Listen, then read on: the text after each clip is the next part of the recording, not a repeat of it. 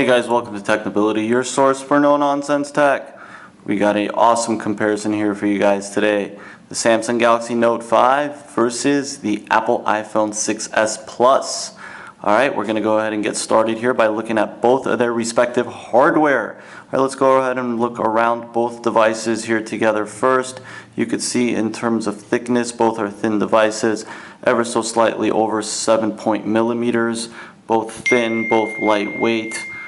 Just super high class in terms of their build quality, which we'll get into in a moment individually. But I just wanted to go ahead and show you guys each one, or both phones on top of one another. Okay, you can see in terms of size, the 6 Plus is slightly bigger. Alright, before we get started here with the 6 Plus hardware, I want to go ahead and thank you guys for watching Technibility, your source for no-nonsense tech. If you already haven't, hit the subscribe button below and like the video.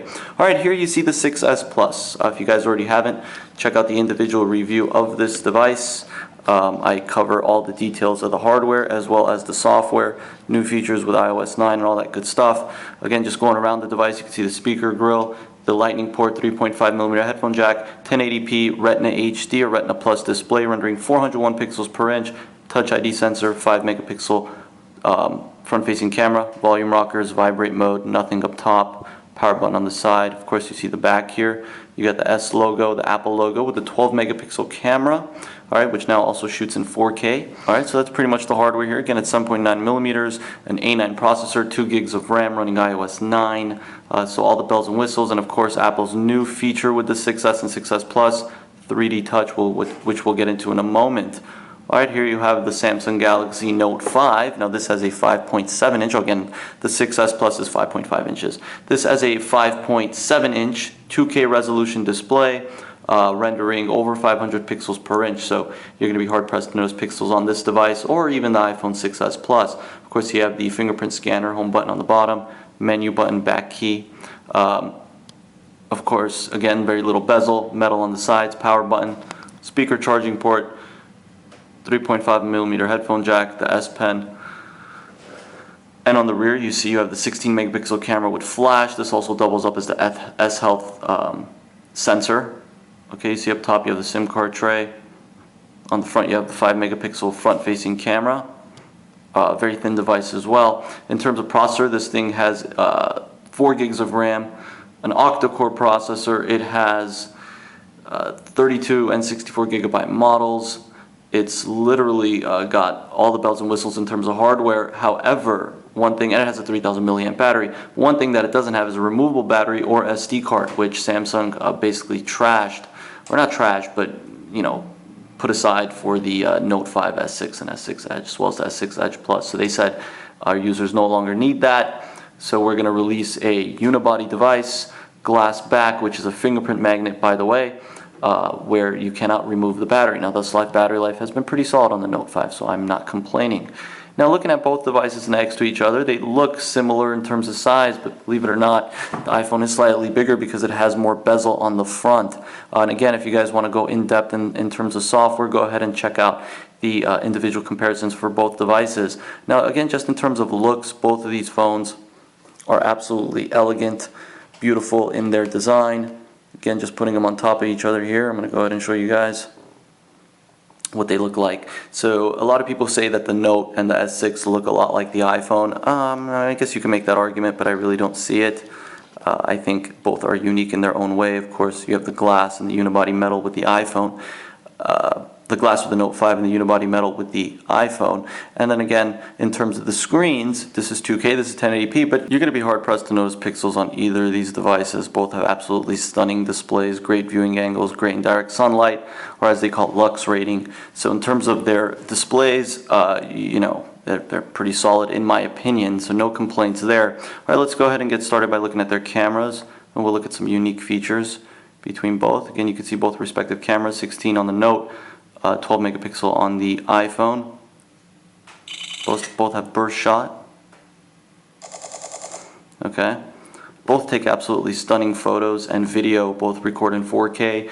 The Galaxy Note 5 has 60 frames per second 1080p recording. Of course, you have square on this. You also have high frames per second on the slow-mo feature, time lapse, square panorama. You have filters as well here on the iPhone, which again, the quality is phenomenal on the iPhone, no doubt about it, but is also phenomenal on the Note 5. I'm a fan of both cameras. However, I am going to give the edge to the Galaxy Note 5 because I feel the pictures just look a little more clear and crisp. I seem to have this grainy issue with the iPhone. Now that could be isolated to just my phone, and I'm not saying that it's not a good camera, but thus far with the pictures and video I've taken, I seem to be preferring the Note 5. But again, that could be in the eye of the beholder. You can see better images. Maybe you like the color saturation of the iPhone better. And some people will say, well, Super AMOLED saturates the pictures more, and that's true, but transferring them to my computer, the quality was still really phenomenal. Again, you have a lot of features here with the Galaxy as well in terms of camera options. You have HDR auto, you have a multitude of different effects. Of course, you have filters as well. You have different modes. Alright, so you can see the variety of different modes: panorama, selective focus, pro, live broadcast, video collage, slow motion, fast motion, virtual shot, and you could download more if you'd like. Alright, you can see the front facing camera here as well. There I am. Alright, front facing camera also has options. So quick shutter speed, awesome quality, and again, if I was to just zoom in 100%, the quality is still pretty solid. Of course, it gets grainy and the quality drops, but it's still really solid. Just an overall fantastic camera in my opinion. I'll go ahead and showcase some video quality shortly. Alright, and just the same can be said with the iPhone. Okay, the quality is phenomenal. Again, you can see the filters here. Super fast shutter speed, and you also have the ability to use the front-facing camera with the flash feature, and the screen just gets basically bright. And if you turn that on here, I'll show you guys what that looks like. See how that works. Put it back to auto. Oh, you have live photos as well, which is a feature in the gallery. The front-facing camera on this thing is phenomenal. I prefer the front-facing camera on the iPhone over the Note 5.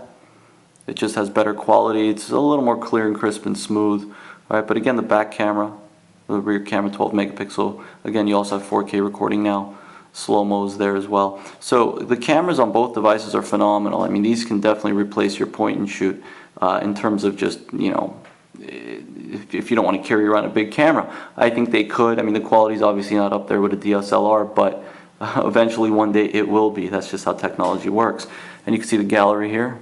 Picture I just took. I have the ability to edit it, I have the ability to share it, etc. We'll get into the gallery in a moment on both devices. Sample 1080p video here with the iPhone 6s Plus. Showcasing video quality here. Sunny Glendale, California. We're outdoor. I'm gonna zoom in here. 100% zoom.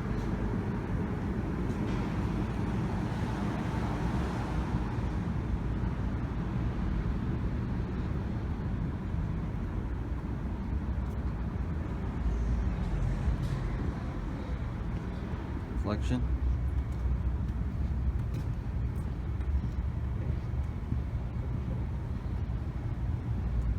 It's also 4K.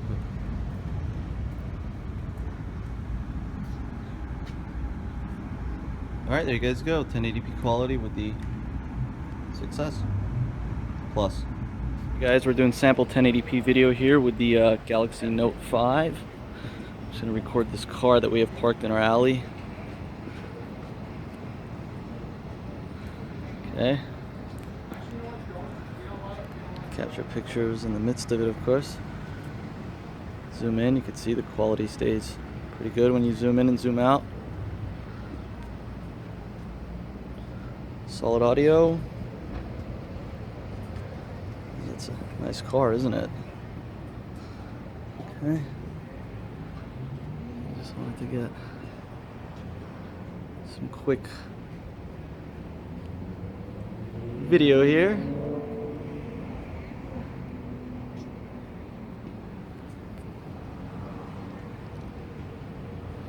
Alright, there you guys go. Sample 1080p video with the Galaxy Note 5.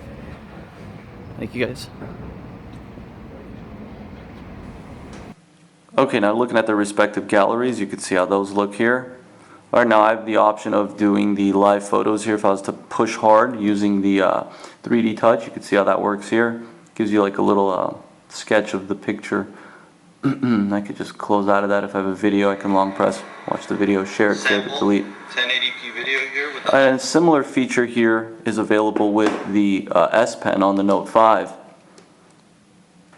So you can see I can hover over a picture. They used to have this with your finger as well, but I can hover over the picture, I can share it, I can delete it, edit it, etc. You can see their editing options as well. You know, you have a multitude of different editing options, so you may not even need to download a third-party app. Okay, there's Nala right there. Alright, so I can use the S Pen, of course. The S Pen is unique in its own way as well. You can see the different options: Action Memo, Smart Select, Screen Write, Add Shortcut. So it's kind of useful if you like to write notes on the go and whatnot. You can take a screenshot, edit the screenshot, and there it is right there. So I could just X out of this here by deleting it. Okay, the S Pen works across the board. So I can use it for pretty much everything except games. A lot of games don't function with the S Pen. So that's pretty much that with the S Pen. Functional, useful. So the 3D touch can be used in the gallery, but it can also be used here on the home screen. I'll show you guys how this works. So of course you've always had the ability to move an icon around on iOS, but now with 3D touch you have the ability to basically put pressure on the screen, and you can see the shortcuts that you get here. And this works across the board as well, but not for every app. And third-party apps will eventually be developed for this feature. So you can see I could check my messages, I could check my emails by just putting pressure on it, tabs and whatnot on Safari.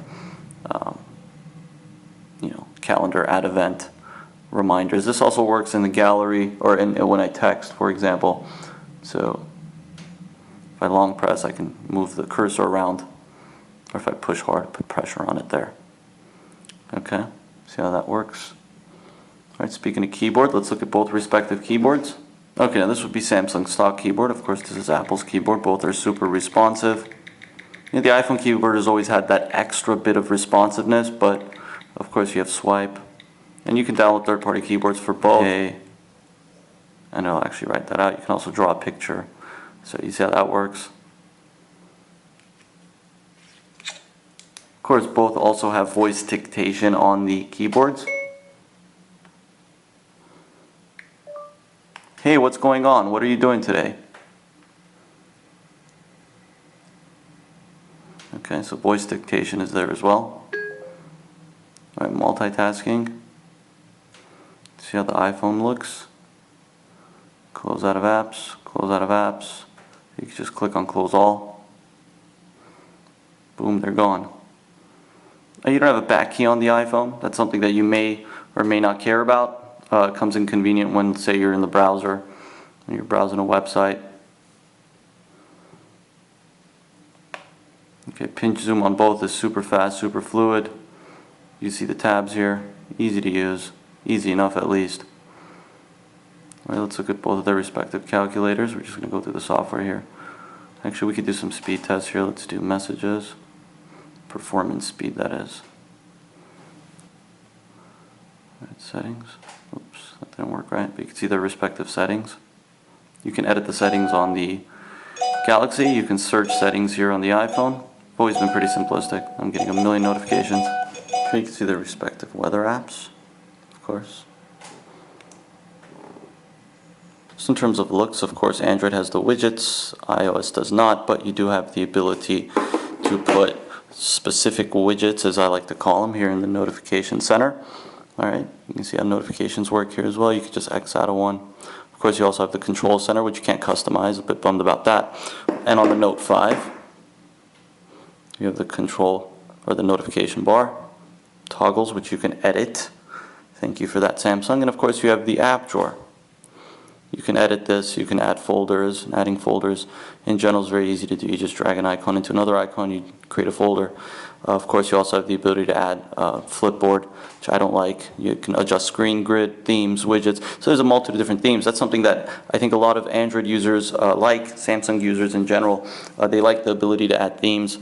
My girlfriend loves adding themes. I mean, she's obsessive with her icons and themes. So, you know, it's a feature that some people complain about. Oh, I like my phone to just do what it does. Whereas other people do like it. Now if I was to go to wallpapers here, you can see the wallpapers that comes with the Note 5. You have the motion effect, which basically allows you to move it around as such. And on the iPhone, you have wallpapers as well, which I'll show you. And this new wallpaper, which again applies towards the pressure that you put on the screen. So if I was to go to live, you can see how this works, live photo.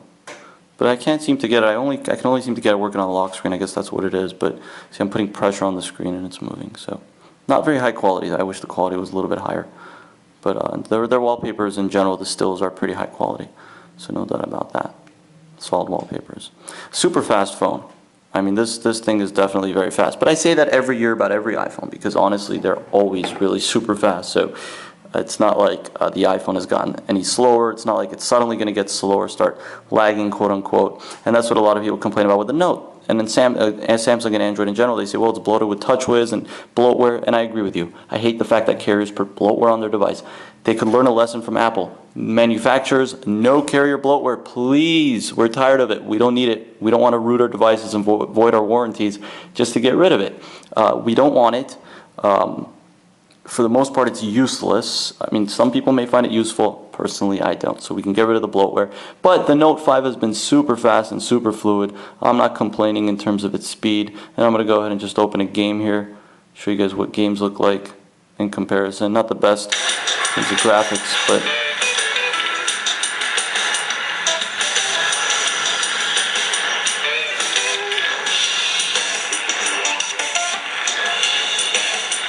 hard to do while I'm recording a video, but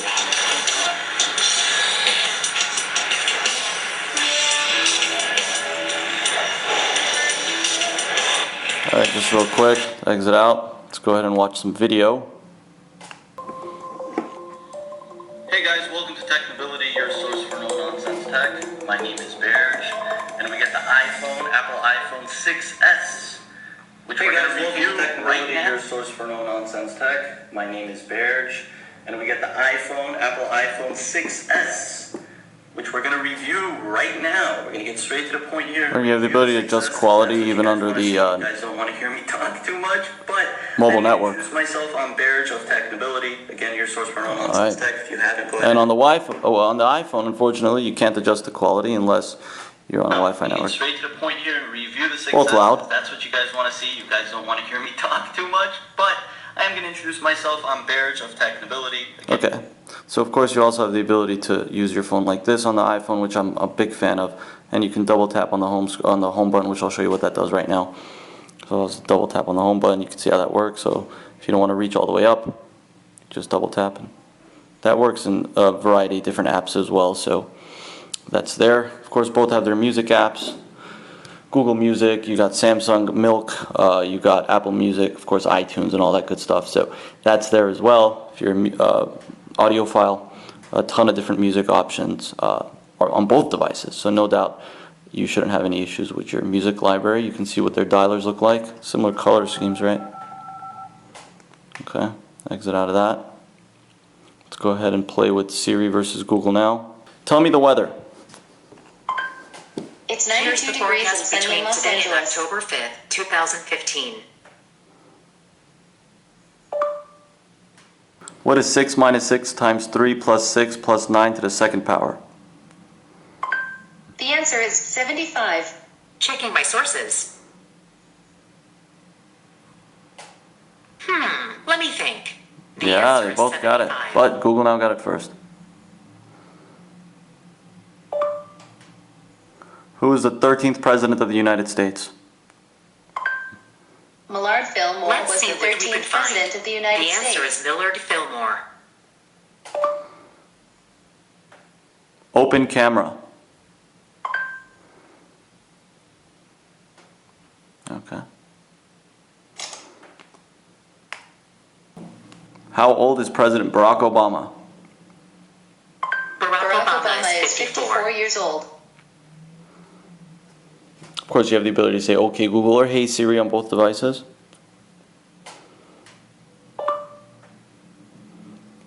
Show me a picture of Gandhi. Here are some images of Gandhi Check I out these found on the pictures web. for Gandhi. All right. Tell me a joke.